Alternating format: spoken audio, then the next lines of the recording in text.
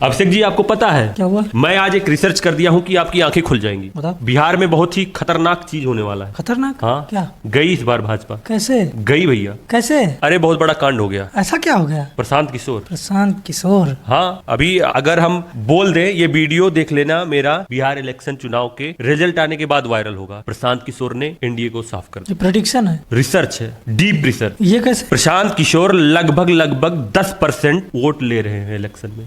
और पता है सबसे हैरानी की बात क्या है? इन 10% में 8% वोट एनडीए का प्रशांत किशोर ले रहे हैं बिहार इलेक्शन में। 8% वोट जाने के बाद किसी भी हालत में एनडीए महागठबंधन को नहीं हरा पाएगी। अपने पार्टी का वोट परसेंट तो प्रशांत किशोर बढ़ा रहे हैं इस इलेक्शन में, लेकिन सबसे बड़ा नुकसान कर रहे हैं एनडीए को, क्योंकि प्रशांत किशोर की तरफ झुकाव किसका है? सवर्ण का, पढ़े लिखे लोगों का, जो बेस वोटर हैं एनडीए। बहुत बड़ा नुकसान हो रहा है एनडीए को। और अब अमित शाह जी का कुछ टिकड़म ही एनडीए को जिता सकता है, नहीं तो एनडीए समाप्त हो चुकी है बिहार में। अभी आपको भीड़ दिखेगा चारों तरफ, लेकिन जो वोट का कैलकुलेशन वो आ चुका है। अब वोट डिवाइड हो चुका है। जो एमवाई फैक्टर है पूरा आरजेडी के साथ है। एनडीए का जो कोर वोटर था वो बढ़ चुका है, और वो भी 7-8% वोट प्रशांत किशोर ने खींच लिया है। प्रशांत किशोर केवल 2 से 3% नुकसान कर पाए हैं महागठबंधन का, लेकिन एनडीए का 7 से 8% नुकसान कर दिया। और ये वीडियो मेरा देख लेना अभिषेक जी, ये प्रेडिक्शन मेरा 14 नवंबर उसके बाद वायरल होगा, लेकिन मेरी कही हुई बातें एक एक आने सच हैं। और अब केवल और केवल एनडीए की सरकार अगर कोई बना सकता है तो वो है अमित शाह। उनके तिकड़म से ही अब कुछ सरकार बन सकती है एनडीए की, नहीं तो प्रशांत किशोर जी ने खेला कर दिया। प्रशांत किशोर जी का यहाँ पे कुछ नुकसान नहीं हो रहा है। पार्टी बनाने में 10-20 साल लग जाते हैं। उन्होंने अपना वोट परसेंटेज बढ़ाया, लेकिन